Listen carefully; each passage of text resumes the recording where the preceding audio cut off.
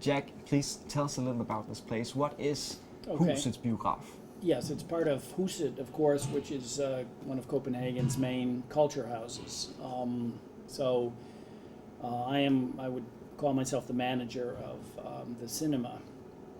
It's an all-volunteer-run cinema. It's been running in this area since 1973 in these rooms, so that makes it Copenhagen's oldest small art house.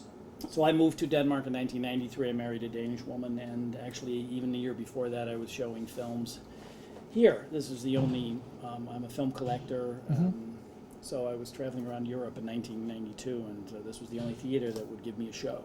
So I kept in touch with it, and then in 2005 I started working here as a volunteer.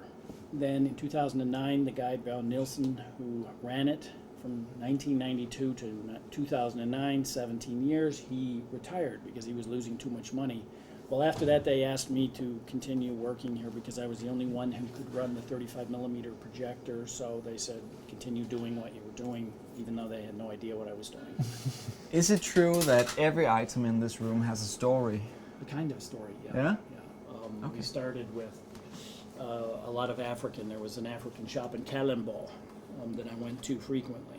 So we started with a strong African theme. Then we kind of had a Japanese theme.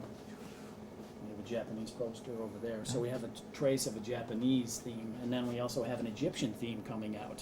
So you got to have Egyptian theme. There was a point in 2009 when they didn't know what would happen to the cinema. The film festivals wanted to take it over, Copenhagen Film Festivals, to have a kind of playground in the middle of the K district. And the politicians, cultural politicians, said, no, we don't want that. We want a small cinema that services and reaches out to all aspects of the community. We do monthly film clubs with almost all the embassies, the Mexican embassy, Brazilian, Czech embassy, Estonian, Latvian, Korean, probably 15 different embassies. We do a once-a-month show with them. We have a children's film club on the weekends. It's been running for many, many years. It's the oldest one, I think, in Copenhagen. Now we have an elderly meeting group here in the afternoons. And then we do the cult movies, The Room, The Big Lebowski, and the Rocky Horror Picture Show. This is basically, I don't think it can get more crowded. Who knew that they had lamps from Ceylon? Yeah. There's another one over there. It's a mini lamp, mini version.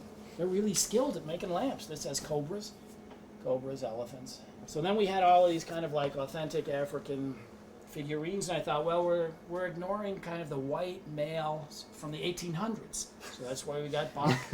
We deal with basically everybody. We reach out to niche publics. After 2009, a year or two later, we formed a forening. So now we are an official forening, and we run it as Husets Biograf Forening. About 3 years ago, DCP came. That is a new projection system. If you want to show new films, you have to have this new projection equipment. So we didn't get it. And so we are fated to show only old films. So we have been kicked out of the business of cinema. But we do it because we make every show a social event or some weird experience. So we work with pretty much all the film obsessives and film buffs and film crazies in Copenhagen. We're not considered a commercial cinema, or an art house cinema. I mean, our description just on the website, just like a few months ago, said, Husets Biograf is showing quality art films, high quality art films. And I realized we're showing The Room every month, and that's the worst movie ever made, so we have to change that description. I also hate this kind of stuffy, sort of elitist idea of film as a very classist. There's a very classist strain in the film establishment that these are good films. I only go to good films, you know. I mean, there are many definitions of what a good film is. I guess our definition is just we're the most grassroots, connected cinema. We're an underground cinema, you could say. Sometimes we have people give us trouble. Not really, but if we ever do have people give us trouble, then we just take this off the wall and kill them. And what is this? Let me ask you, what is this? This is a sacrificial sword. This hasn't been used since 700 BC when they decapitated slaves and disemboweled them so they could follow their masters to heaven. We do these festivals also with Steen Shapiro, the Sex Workers Film Festival, the Fetish Film Festival, and the Transgender Film Festival. We do burlesque lounge where we have live strippers in front of the screen. We've done one kung fu series where we had a kung fu master come up and demonstrate moves in front of the screen. I was afraid he was going to kick a hole in the screen. Yeah.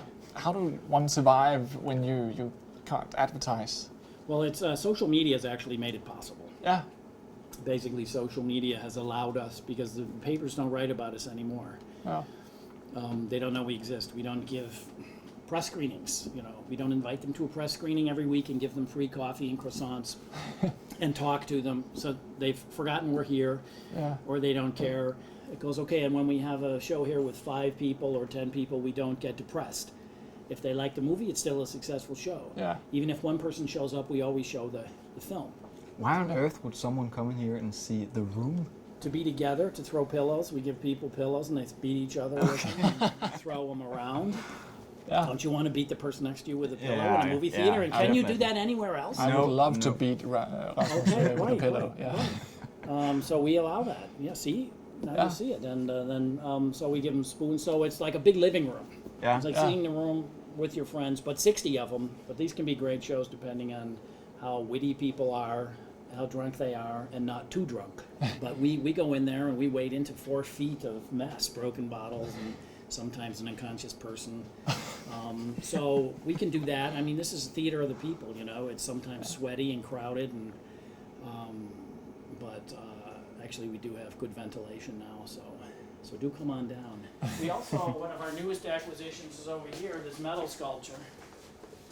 We already had one person cut themselves on it. If it falls off here, then it will probably kill somebody. Yeah. But you have to pay a price for cinema. Yeah. We stand by our principles. We not take it off the wall. So we're not like some of these other bigger theaters where they have 6 different rooms and 1 lobby. Yeah. And so people are always pouring, out from different rooms. So there isn't this feel of, just one show and one experience. We're just one theater, and you come out here, and then you hang out, and and you meet people because it's too small not to meet people. We've been called the coziest cinema. I know there was the Olense Film Festival once, and I read their program, and I've read it a couple of times where they said, our goal is to be the coziest film festival in Denmark. And we have ourselves started a short film festival. Yeah. And I'm sorry, but we are the coziest. Then we have musical instruments. Sometimes at night people just get, when they hit a certain point of being drunk, Yeah, of course. they just start what is it called? A hootenanny. This is an event cinema, right? Yeah, that's what we call it. Will these events keep on being popular, or should you consider new events? Well, we do change them. Yeah? The 3 cult movies, we will continue with those. So there is no other movie theater in Copenhagen, and I dare say in Denmark, that's doing this. Do you think you're doing something that in some way is better than other cinemas? I wouldn't say better, I would say different. Yeah. I have kind of a problem that they're showing digital projection. I still believe in the old school 16 millimeter and 35 millimeter, which we have to show since they didn't give us the new DCP equipment. So I like the look of old school cinema, and I think people feel differently when they're in a room where they're seeing a real film. So I have a problem with the way the industry's been going. Sometimes it creeps out some of the patrons. Right over here we have some human hair. One girl who works here was pretty freaked out by it, but I say, it's got to stay. And there's women's panties from Japan. Okay. Up there, disposable women's panties from Japan. We thought, of course, they go up there. Yeah. When I first put those up, those spools on the wall up there, which are very heavy, and that very afternoon we had the Olsen brothers here in this theater. Okay. They sat on the couch underneath those spools, and I was afraid I had just put them up that the spools would fall off the wall and kill them. Wow. Olsen brothers killed by horrible accident in Cinema Cafe. Mads Mikkelsen and Kim Bodnia in 1998. This was their favorite cinema in the whole city. And Nicholas Minding Raffen Yang, his entire idea of rehearsing them was to make them come here for a month and watch his favorite movies. So he rented about 20 or 30 movies that I had on film, and they really liked this place. We haven't heard from them lately, but They're probably busy. They're busy in they're Hollywood. busy. Yeah.